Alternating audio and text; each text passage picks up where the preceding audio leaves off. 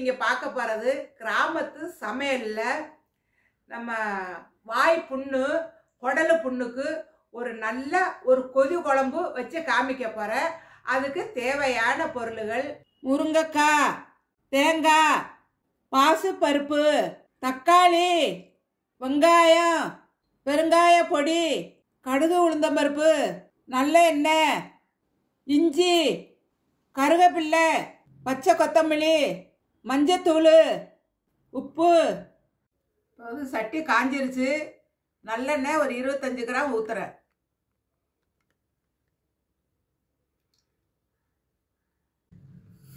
எண்ணெய் காஞ்சிருச்சு. கடுகு உளுந்த பருப்பை போடுறேன்.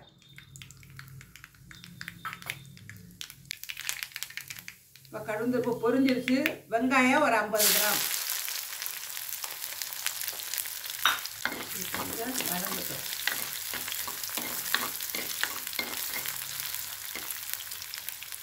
தக்காளி 2 பழம் தான், அதை போடுறேன்.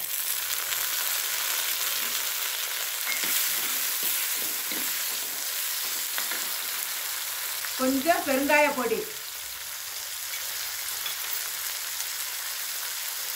கொஞ்சோண்டு இஞ்சி, அதில் கொஞ்சம் கருவேப்பிலை, கொஞ்சம் மல்லி இலை. இப்போ போட்டு நல்லா கிண்டி விடுறேன். இப்போ நல்லா வெந்துருச்சு. இதில் ஒரு 25 கிராம் பாசிப்பருப்பு அதை போட்டு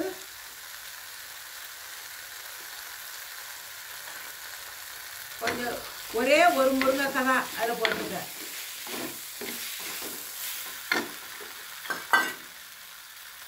கொஞ்சோண்டு மஞ்சள் பொடி,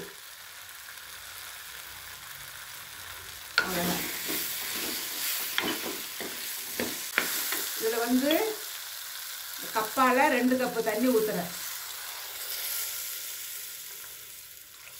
அது வேகட்டும். நான் தேங்காயை அரைச்சிட்டு வந்துடுறேன்.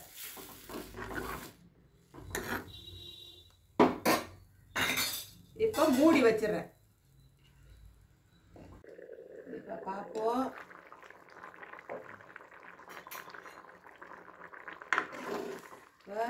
நல்லா வெந்துருச்சு. கொஞ்சம் உப்பு போடுறேன். உங்களுக்கு தேவையான அளவுக்கு உப்பு போடுங்க. சும்மா கொஞ்சோண்டு போட்டால் போதும்.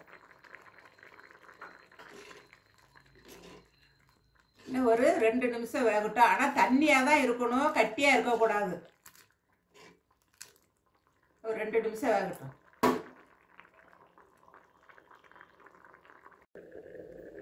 இப்போ நல்லா ரெடி ஆயிடுச்சு கொதி குழம்பு.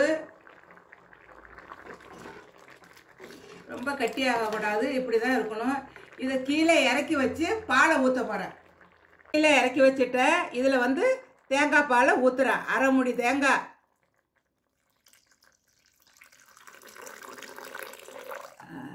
இந்த மாதிரி தண்ணியாக இருக்கணும், கெட்டியாக இருக்கக்கூடாது. திருப்பி இதை வந்து மூடியே அடுப்பில் வைக்கக்கூடாது. இப்போ அப்படியே வச்சிடுறேன். இப்போ நான் கொஞ்சம் சாப்பிட்டு பார்க்குறேன். இந்த மாதிரி தண்ணியாக தான் அப்படியே ஊற்றிக்கணும். ரொம்ப ரசம் மாதிரி வச்சுருக்கேன் நான். இது மாதிரி தான் சாப்பிடணும். நான் கொஞ்சம் சாப்பிட்டு பார்க்குறேன். ஆஹா, அருமையாக இருக்குது. ஏன்னா தேங்காய் பால் எப்போவுமே சுவையாக தான் இருக்கும். இது எதுக்கு நல்லது அப்படின்னா, இந்த கொதி குழம்பு வகுத்து புண்ணுக்கு நல்ல குடலு பூரா புண்ணாக இருக்கும், வாயெல்லாம் புண்ணாக இருக்கும். எது சாப்பிட்டாலும் தொண்டைக்குழி எரியும், திகுன்னு எரியும்.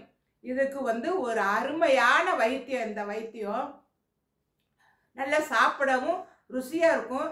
திருப்பி வந்து நீங்கள் சாப்பிட்டுட்டு ரசம் மாதிரி ஊற்றி சாப்பிட்டுட்டு திருப்பி அடுப்பில் வச்சு நீ மறுபடியும் சூடு பண்ணக்கூடாது. கொஞ்சமாக வச்சு ஒரே நேரத்தில் சாப்பிடணும். இது மாதிரி வாரத்தில் 2 நாள் சாப்பிட்டீங்கன்னாக்கா இந்த வகுத்து புண்ணுக்குன்னு எல்லாம் ஆறி போயிடும். இது வந்து ஒரு நல்ல ஒரு குழம்பு நான் உங்களுக்கு வச்சு காமிச்சிருக்கிறேன். வகுத்து புண்ணுக்கு ரொம்ப ரொம்ப நல்லது.